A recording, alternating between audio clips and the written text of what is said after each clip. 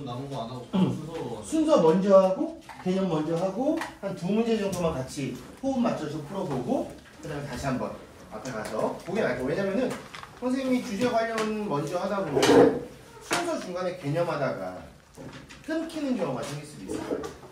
이거는 개념하고 나서 문제도 좀 풀어봐야지만 너희가 이게 어떻게 적용되는지 알 것 같은데 그게 안 될까봐 오늘은요 순서와 관련된 수업 먼저 한번 해보겠습니다. 잠깐만 돌려줘볼까? 잠깐만 돌려줘봐. 너희들 페이지 지금 몇 페이지 풀면 되냐면요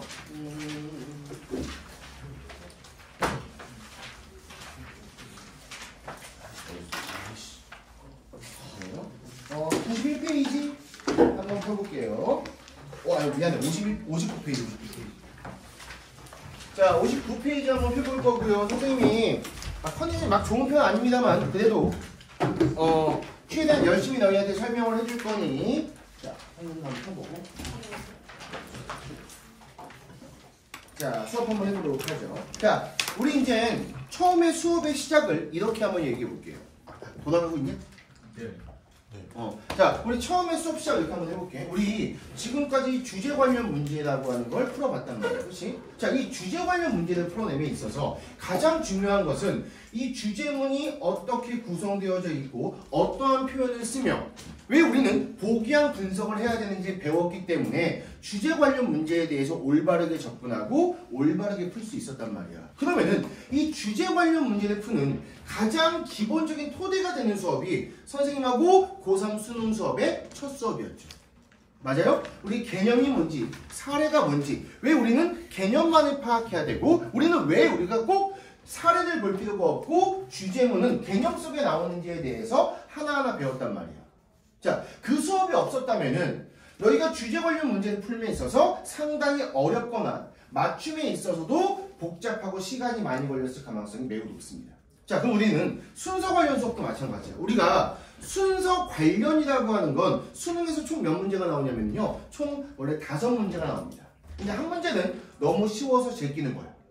어떤 건 너무 쉬워서 제낄까? 바로 43번에서 45번에 장문 순서가 있단 말이야. 근데 얘는 너무나 쉬워. 너희가 그냥 이야기만 읽어봐도 충분히 알 수 있을 만큼 쉽단 말이야. 얘는 제끼는 거야. 그럼 우리 순서 관련 문제는 총 몇 문제야? 수능에서 4문제가 됩니다. 그리고 여기에 딸려있는 몇 점은 정확하게 10점이에요. 그럼 이 말은 뭘 얘기하는 걸까? 1등급을 갈란다. 그치. 얘가 바로 1등급을 갈라주거나 혹은 3등급과 2등급에 갈라주는 등급을 너희가 갈라주는 문제가 된다라고 너희가 생각해 주시면 됩니다. 엄청나게 중요해요. 예를 들어서 내가 지금 현재 3등급이야. 내가 2등급 올라가고 싶어. 그럼 우리 순서 관련 문제를 다 맞아주면 돼. 맞지? 내가 만약에 2등급이야. 1등급을 올라가고 싶어. 순서 관련 문제들 열심히 공부해 주시면 됩니다. 알겠죠? 자, 일단 순서와 관련된 수업을 시작하기 전에 자질구에 대한 얘기 한번 해봤고요. 자, 본격적으로 우리가 순서와 관련된 수업을 한번 해보도록 하겠습니다. 자, 내가 너희한테 맨 처음 수능 수업을 하면서 이러한 질문에 대해서 한번 해봤어. 주제가 뭐냐? 라고 물어본 적이 있었죠. 이때 많은 학생들이 주제가 뭐냐라고 했을 때 대답하는 게 다 달랐어. 그치? 근데 이때 뭐가 문제가 됐냐면은 많은 학생이 주제라고 하는 걸 어떻게 생각하는지 대답이 달랐다는 것은 그치? 그만큼 다양하고 주관적인 생각을 가지고 있었다는 거잖아. 근데 우리가 수능에서 우리가 정답을 맞추고 문제를 푼다는 것은 객관화되어진 시험이야? 주관화되어진 시험이야? 객관화되어진 시험이야. 그렇기 때문에 우리는 주제라고 하는 걸 객관적으로 만들었어. 어떻게? 주제에 총 4가지 유형이 있고 이 4가지 유형은 입장형과 관계형과 설명형과 비교형이 있다고 설명을 했단 말이에요. 자, 이렇게 되는 순간 우리는 주제를 분석하는 게 너무나 쉬워지고 간단해질 수 있습니다. 자, 똑같아. 그럼 선생님이 지금부터 맨 첫 수업을 한번 해보죠. 순서는 뭘까라고 하는 겁니다. 자, 일단 선생님이 경수한테 한번 질문해 볼게요. 경수야, 순서는 뭐니? 논리적으로 얘기해.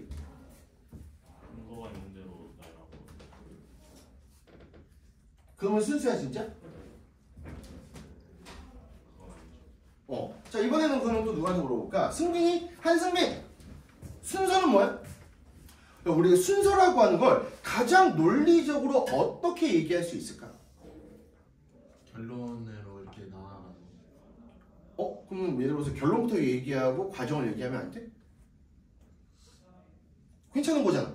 우리 결론부터 얘기하고 과정을 얘기하는 게 두 가지가 아니야?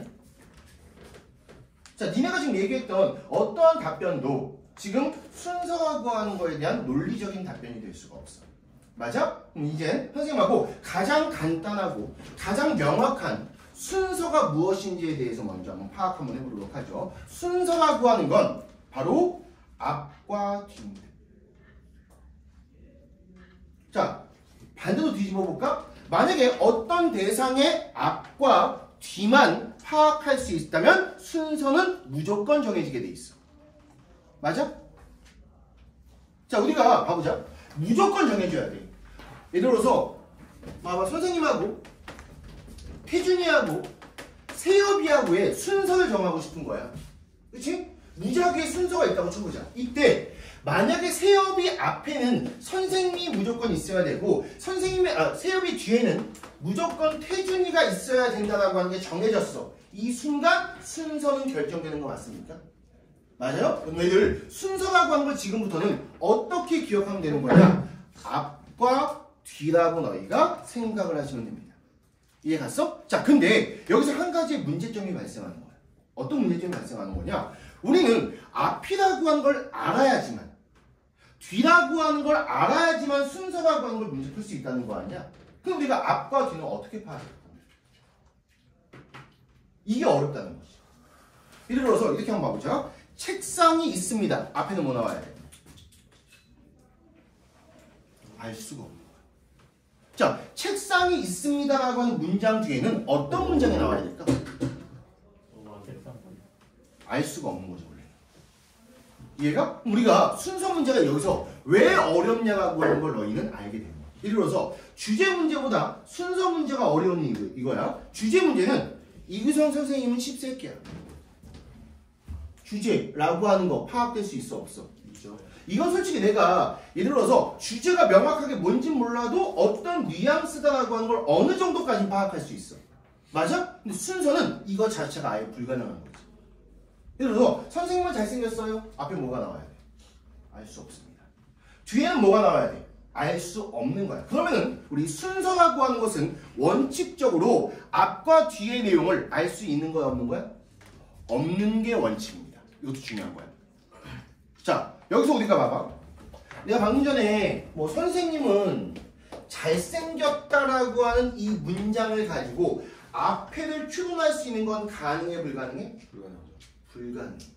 뒤에가 무슨 내용 나올지 파악하는 건 가능해, 불가능해?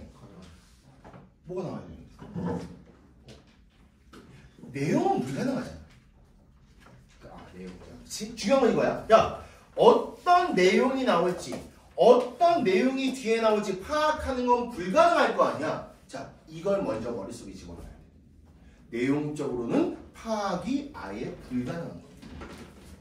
너희들 자, 순서 문제 풀 때 내용적으로 해석을 통해서 순서를 맞추려고 하는 노력 자체가 효율적인 거야, 비효율적인 거야? 너무나 비효율적인 거야. 물론 내가 너무나 잘 알고 있는 내용이 어쩌다 한번 나와서 이런 흐름을 가질 것 같아, 느낌상.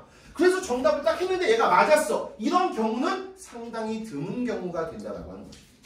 이해갑니까? 자, 순서 문제는 주제하고는 달라. 주제는 너희가 주제문을 잘 파악하지 못했어. 근데 전체 내용을 그냥 다 때려 박았어. 해석했어. 그럼 너희들 주제 맞출 가능성은 있는 거 없는 거야? 어느 정도는 존재하겠죠.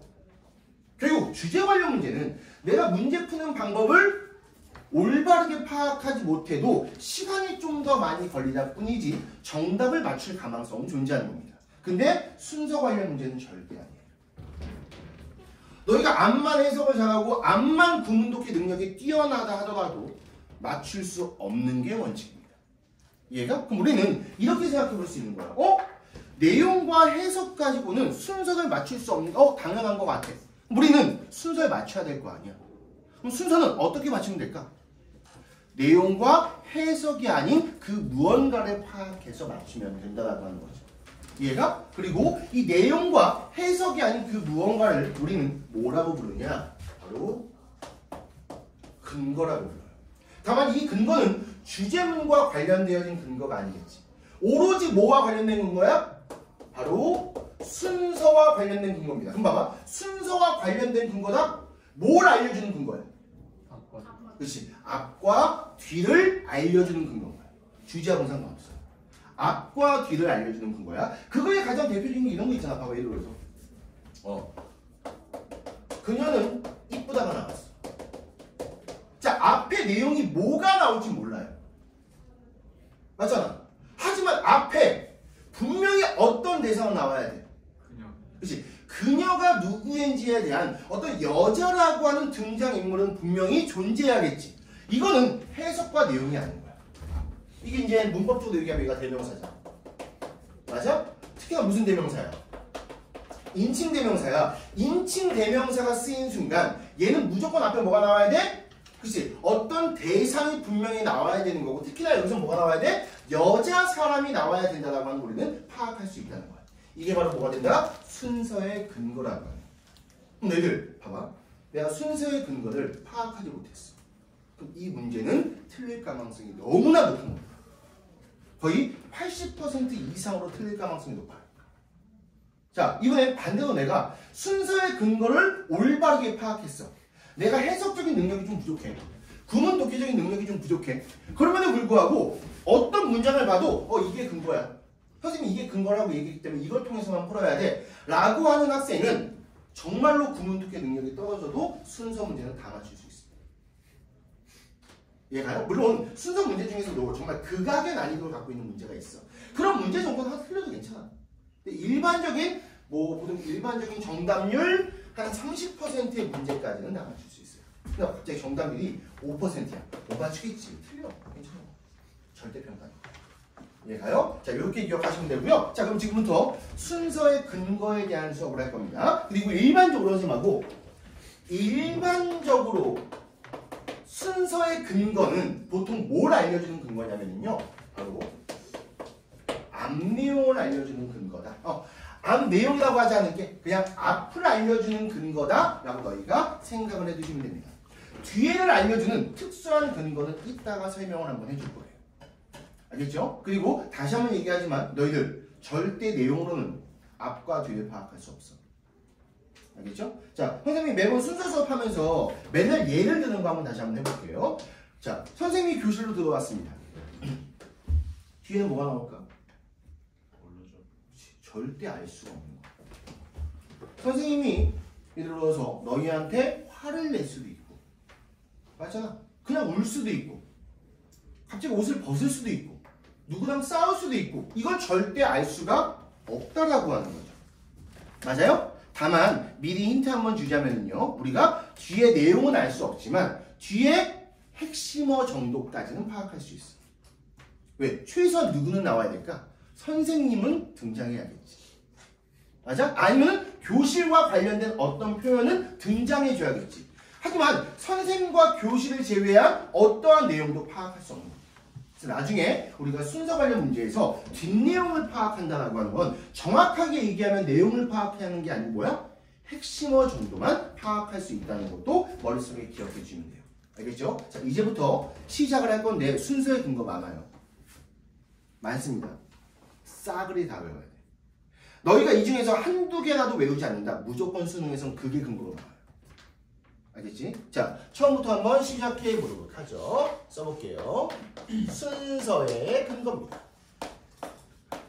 그리고 선생님이 미리 그냥 나중에 할 내용을 미리 한번 얘기해 보면은 이 순서의 근거라고 하는 걸 이용해 가지고 순서 배열로 문제 푸는 방법, 어떻게 푸는지도 설명할 거야.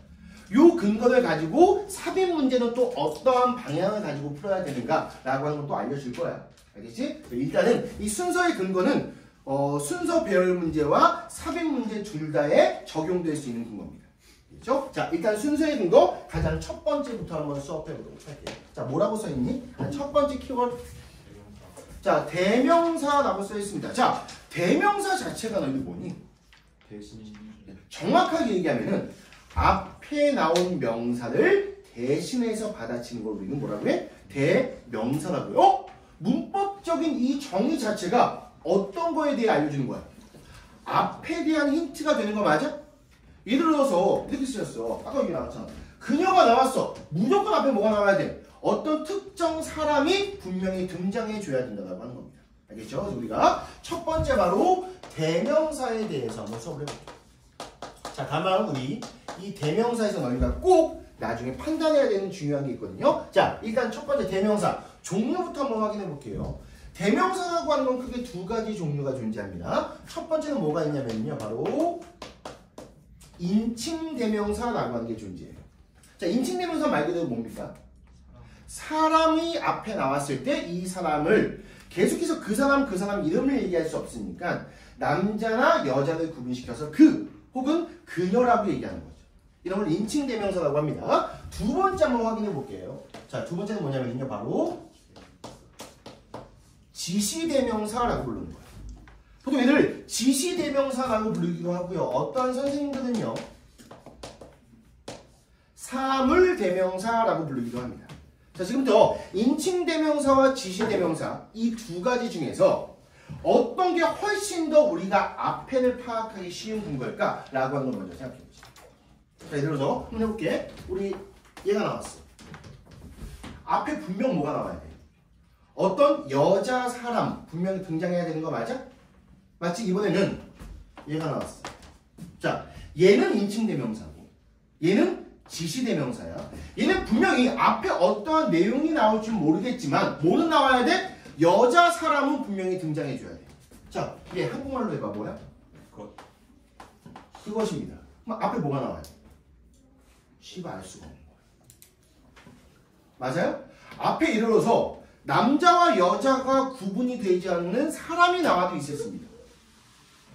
단수 사물 나와도 있었어요. 구나 절도 지칭할 수 있고 문장을 지칭할 수 있고 특정한 한 문단을 지칭할 수도 있어. 그것이라고 하는 거. 자, 이 수많은 가능성 중에서 얘가 무엇을 지칭할지 파악한다고 하는 건 거의 불가능에 가까울 거 아니야. 봐봐. 얘는 인칭 대명사고 얘는 지시 대명사야. 우리 이 인칭과 지시 중에서 어떤 게 훨씬 더 쉬운 걸까? 그렇지. 얘가 바로 월등하게 우리는 쉬운 근거라고 얘기합니다. 만약에 수능 지문 순서 관련 문제에서 인칭 대명사가 등장했다. 이 문제는 절대 3점짜리가 될 수 없습니다. 무조건 2점짜리 기본적인 문제가 됩니다. 알겠지? 자, 그 다음 이번에는 그럼 얘는 당연히 뭐가 될까? 어마어마하게 어려운 근거야. 맞아? 다만 선생님하고 지금부터 이렇게 약속하는 거야. 어려운 근거는 아예 분석할 필요가 없습니다. 알겠죠? 자, 우리는 항상 어떤 근거만? 쉬운 근거만을 파악하는 거야. 보자마자 앞에 뭐가 나올지 파악될 수 있는 것들. 됐죠? 자, 근데 우리가 인칭 대명사를 또 한 번 이렇게 나눌 수 있어. 단수 인칭 대명사, 복수 인칭 대명사로 나눌 수도 있겠죠. 예를 들어서 이렇게 됩니다. 단수는 뭐예요? she. 아니면 her도 되겠죠? 아니면 복수라고 하는 건 뭡니까? 아니, 뭐야? 남자는 뭡니까? he도 될 수 있고 him도 될 수 있는 거 맞아요? 다만 복수인 경우에는 보통 어떻게 하죠? 바로 they라고 표현하죠.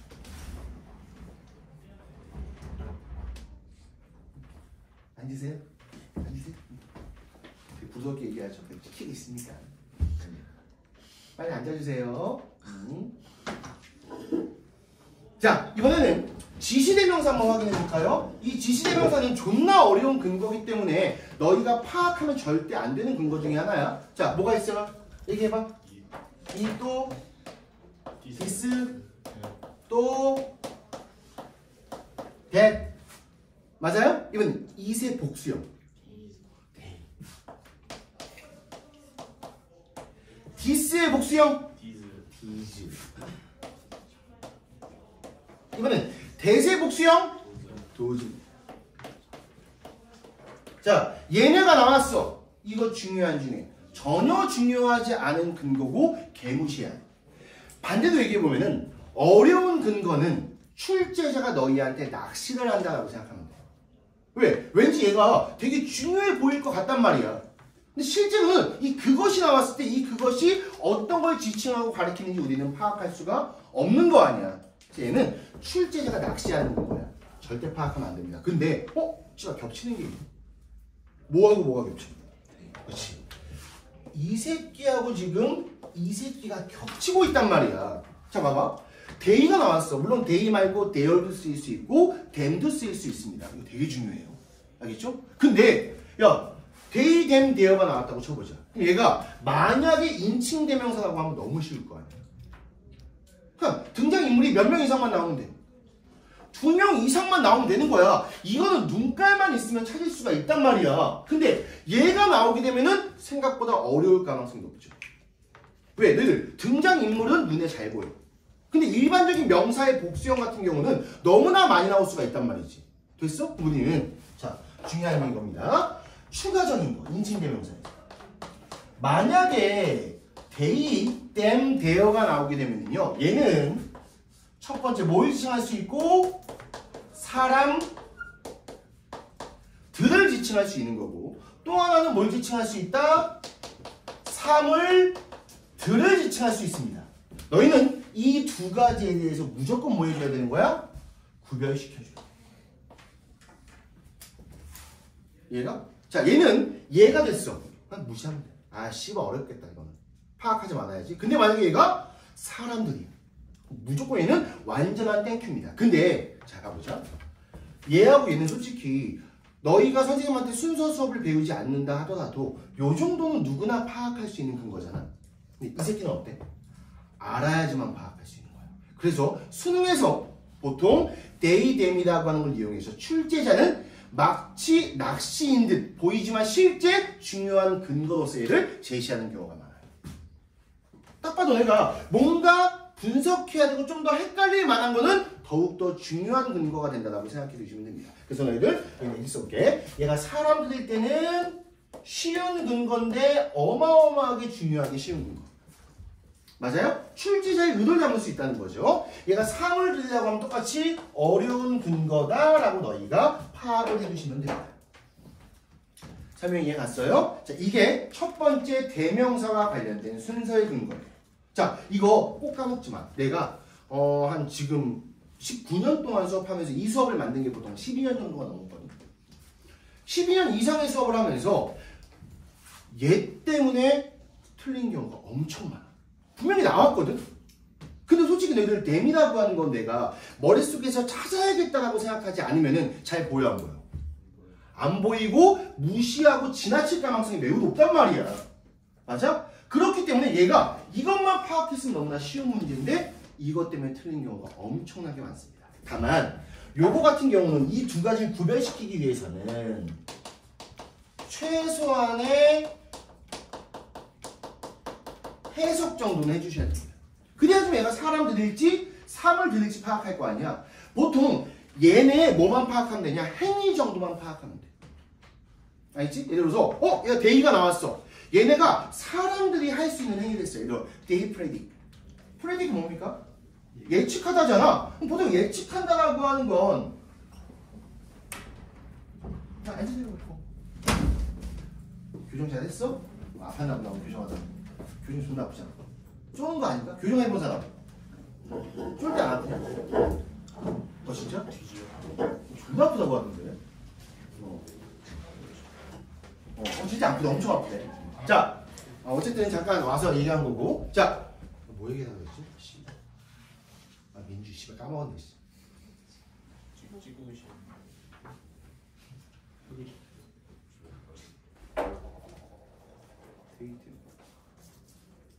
나 뭐 수업하고 있었냐? 프레딕. 예측하다.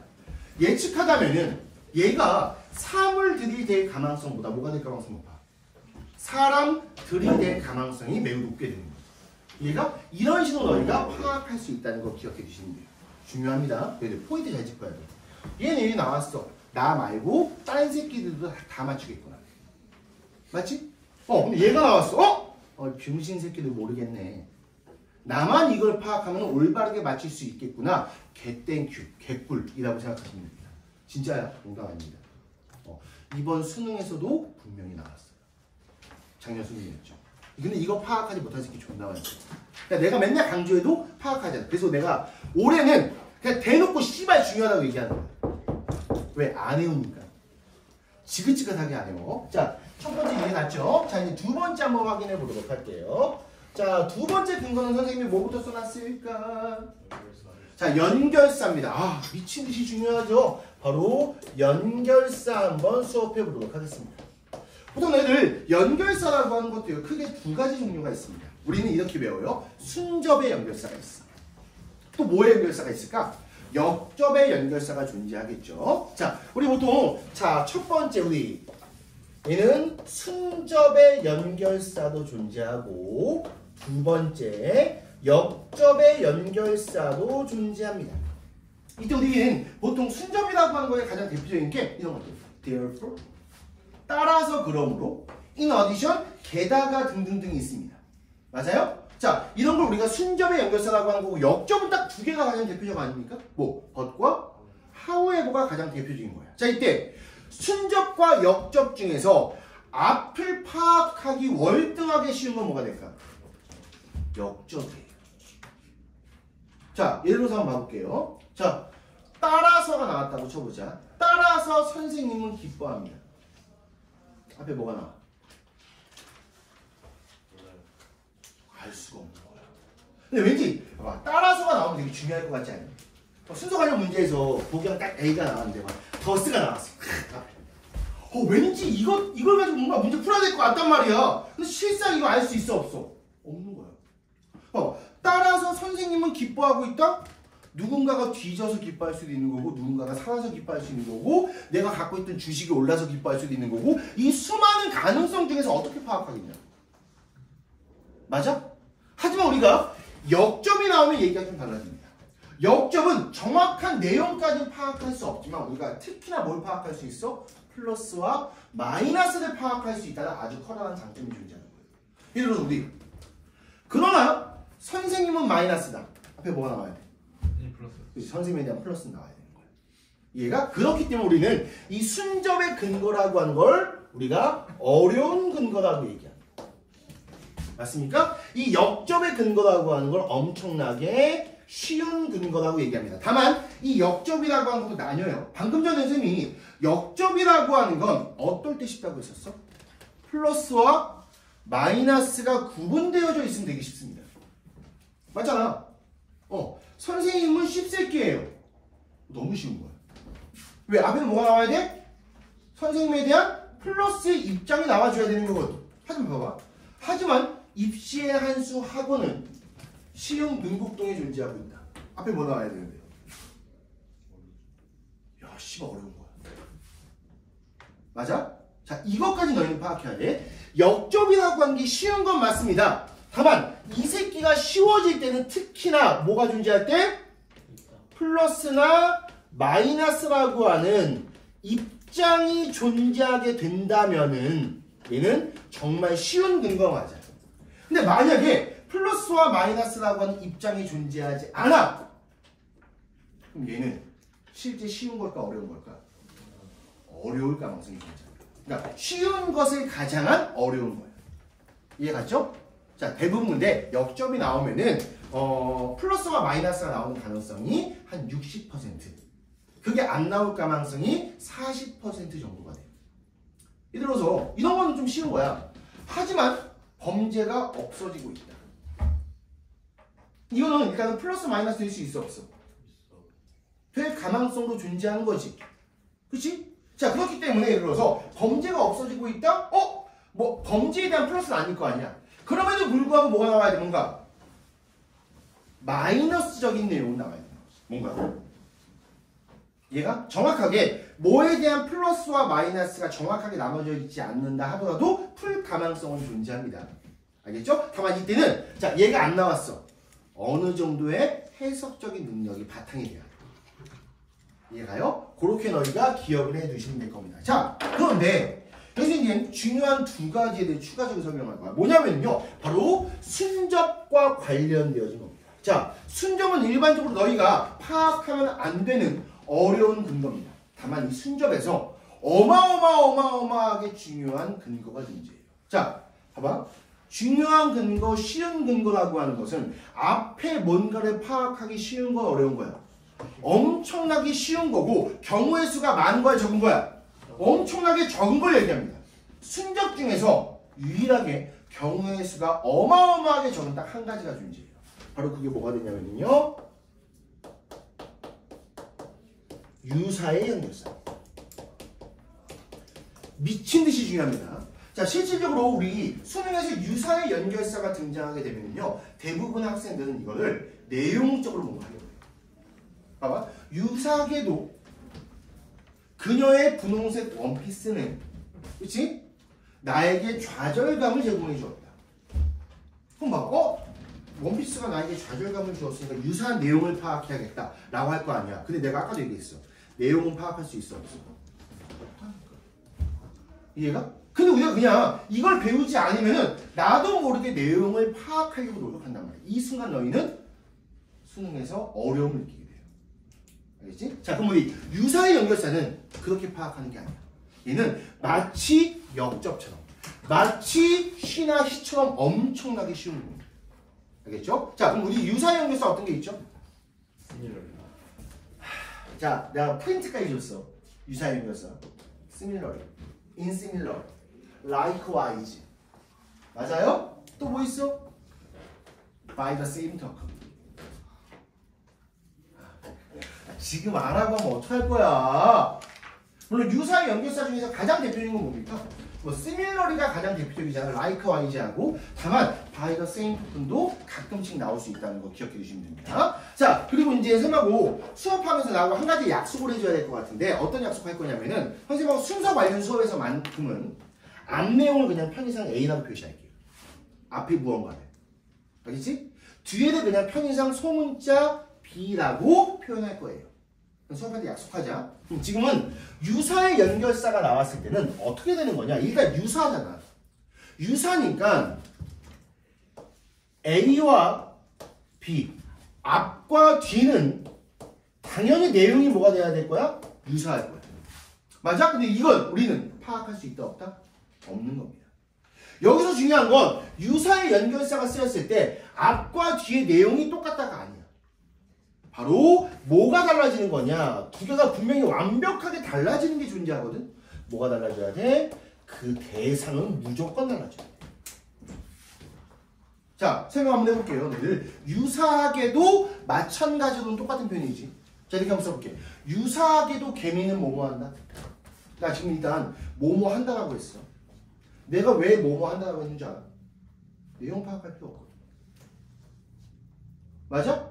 그냥 유사하게도 개미는 뭐뭐 한다. 앞에는 뭐가 나와야 될까? 개미 나오면 돼, 안 돼? 안 되지. 맞잖아, 봐봐. 개미는 뭐뭐 한다. 유사하게도 개미는 뭐뭐 한다. 이게 말 되니? 말 자체가 안 된단 말이야. 그럼 앞에 뭐가 나와야 돼? 못 빼고 다 나오면 돼. 개미 말고 다 나오면 돼. 이때 우리는 이걸 그냥 나하고 어떻게 약속할 거냐면요. 만약에 B에 어떠한 대상이 나왔잖아. 그럼 앞에는 무조건 뭐가 나와야 돼? 그 대상 말고 다른 대상이 나와야 돼. 봐봐. 유사하게도 자동차는 앞에 뭐가 나와야 돼? 자동차 말고 다른 대상. 이렇게 나와야 되는 거야. 맞아요? 유사하게도 그녀의 원피스는 앞에 뭐 나와야 돼? 그녀의 원피스 말고 다른 대상. 이것만 나와주면 돼. 예를 들어서 이게 어떻게 문제에 적용되냐면은 이렇게 적용되는 거야. 그래서 우리가 이제 순서 배열 문제에서 A, B, C가 나올 거 아니야? 주어진 문제도 나오고. 만약에 B에서 우리가 유사가 딱 나온 거야. 시밀러가 나온 거야. 그냥 나서 그 다음에 개미가 나왔다고 쳐. 근데 얘는 개미, 아니, 예를 들어서 이렇게 할게요. 얘는 개미가 나오고 있어. 알겠지? 얘는 나비가 나오고 있어. 그럼 끝났네, 문제. 이 순간 무조건 문제가 끝난 겁니다. 왜? 봐봐. 얘는 어디 뒤에 나와야 돼?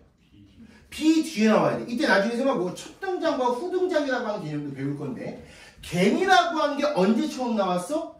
유사의 연결사 다음에 처음 나왔을 거 아니야. 그럼 얘하고 얘의 순서는 무조건 BA지. 얘는 뭐가 되는 거야? 개미 말고 다른 대상에 걸려 안 걸려?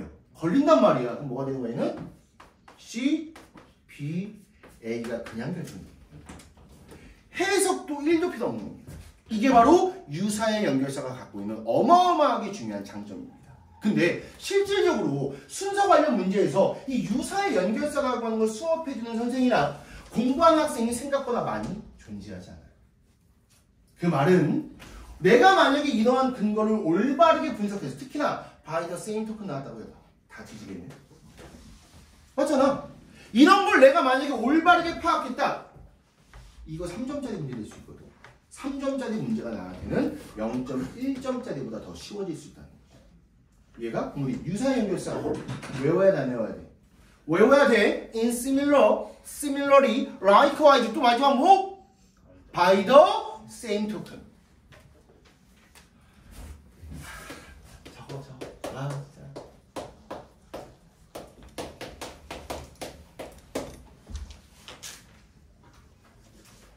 아, 솔직히 similarly 적어줘? 아까 likewise 적어줘? 아니지?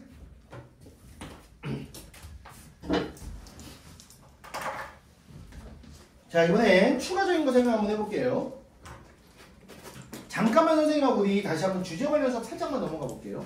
자, 오늘 선생님하고 이 순서 개념 수업할 때 선생님이 되게 조금 천천히 나갈 거거든. 그만큼 중요해. 이거 너희들 싸그리 다 외워야 돼. 한 개도 빠지면 안 돼. 그리고 나중에 이게 어떻게 되냐면은 복합적으로 머릿속에서 짜맞춰야 돼. 근거가 하나만 나오는 거 아닐 거 아니야. 요 근거도 나오고 막 나중에 뭐 첫 등장과 후 등장의 개념을 섞어서 막 써야 된단 말이야.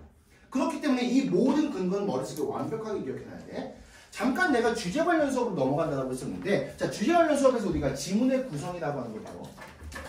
지문이라고 하는 건 항상 맨 처음에 뭐가 나오고, 개념 나오고, 그 다음 뭐 나오고, 사례 나오고, 마지막에 한 번 더 뭐 나올 수 있다? 개념이 나올 수 있다 라고 하는 거. 그리고 얘가 가장 많이 나오는 지문의 구성 중에 하나였죠. 대부분. 맞지? 그래서 너희들 역점의 연결사가 없을 때 보통 뭐해? 그렇지? 문도 보지? 그냥 문미 보는 거 맞아요? 근데 여기에 봐. 요 문미에서 개념이 한 번 더 나왔다는 건 뭐가 쓰였다는 얘기야? 강조가 쓰였을 가능성이 높을 거 아니야. 너희가 대부분 강조가 안 쓰였던지 쓰였던지 둘 중에 하나 아니었어. 그렇기 때문에 원래 수능에서 가장 많이 나오는 지문의 구성은 이 새끼. 근데 이 새끼 다시 한번 봐볼게요. 맨 처음에 개념이 나왔어. 그리고 나서 뭐가 되는 거야? 사례가 나올 거 아니야. 맞아? 자, 요거 봐봐. 유사하게도 개미는. 그리고 앞에는 뭐가 나와야 돼? 나비에 대한 설명이 나와야 돼. 이때 개미와 나비라고 하는 건 개념적인 표현일까? 사례적인 표현일까?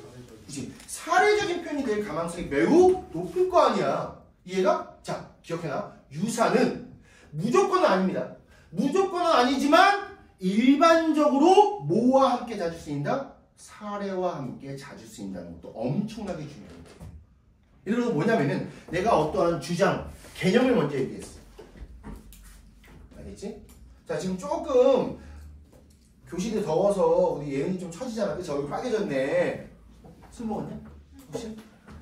자, 좀만 집중해. 이거 중요한 거니까. 자, 내가 어떠한 주장을 얘기했어. 근데 거기에 대해서 사례를 들고 싶은 거야. 근데 우리가 사례라고 하는 건 한 가지를 들 수도 있지만 두 가지를 들 수도 있는 거야. 맞아? 내가 만약에 비슷한 사례 두 가지를 들고 싶어. 그 사이에 쓰는 연결사가 바로 뭐가 돼? 유사의 연결사가 되는 거야. 이해가요? 우리가 유사의 연결사라고 하는 거 옆에다가 이렇게 한번 써볼까요?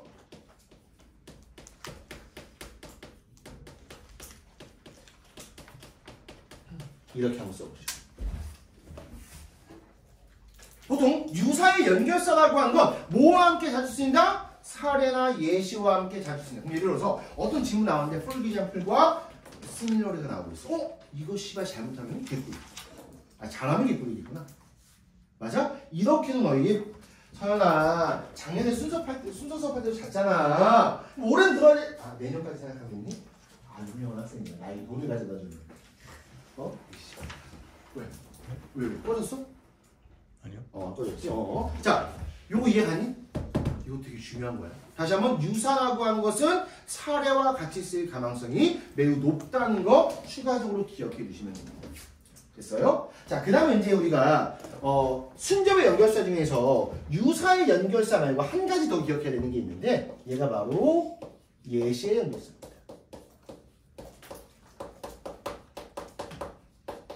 자, 이 예시의 연결사라고 하는 것은요, 너희들 지금 내가 내용적으로 설명하는 거 아니에요. 알겠지? 네, 핵심어적으로만 설명할 겁니다. 알겠죠? 자, 예시의 연결사는요, 앞과 뒤가 나올 거 아니에요. 다시 한번 이 소문자 이름 그냥 뭐라고 한다? 원래는 정확하게 말해서 프론트 써야 되지 않냐? 그럼 D는 뭐라고 써야 될까? 왜 B야? 빽.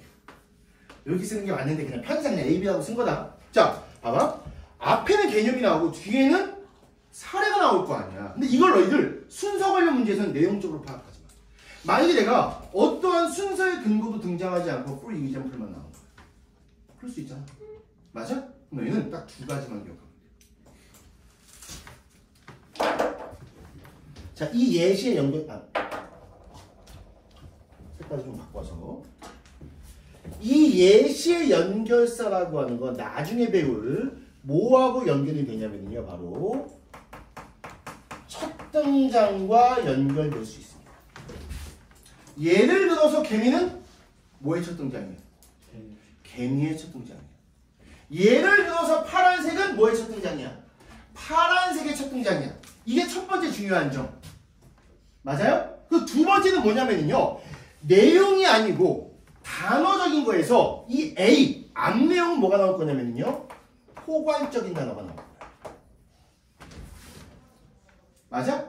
여기는 뭐가 나올 거야? 좀 더 구체적이고 좀 더 사례적인 단어가 나올 겁니다. 요것만 기억해.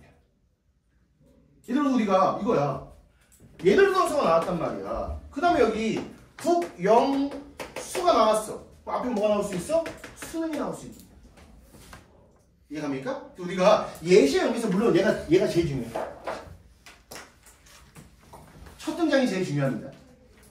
알겠죠? 그럼에도 이거 똑같아. 예를 들어서 이거 봐봐. 예를 들어서 나왔어. 순서 정해진 거야. 무조건 어떻게 나와야 돼? B, A가 나와야 돼. 얘는 몰라요. 이해갔지? 왜? 이때 예시라고 하는 건 항상 내가 사례를 드는 대상이 뭐가 된다? 첫 등장이 된다라고 하는 거 기억해 두시면 돼요. 됐어요? 우리가 이렇게 연결사에 관련된 것도 수업을 하게 된 거야. 좀 더우죠? 좀 더우니까 한 5분만 쉬자. 이게 길게 쉬지 말고. 자, 잠깐 쉬었다가 그 다음 거 수업 한번 해볼게. 그럼요. 좀 환기시켜야지. 영상도 한번 끊고. 벌써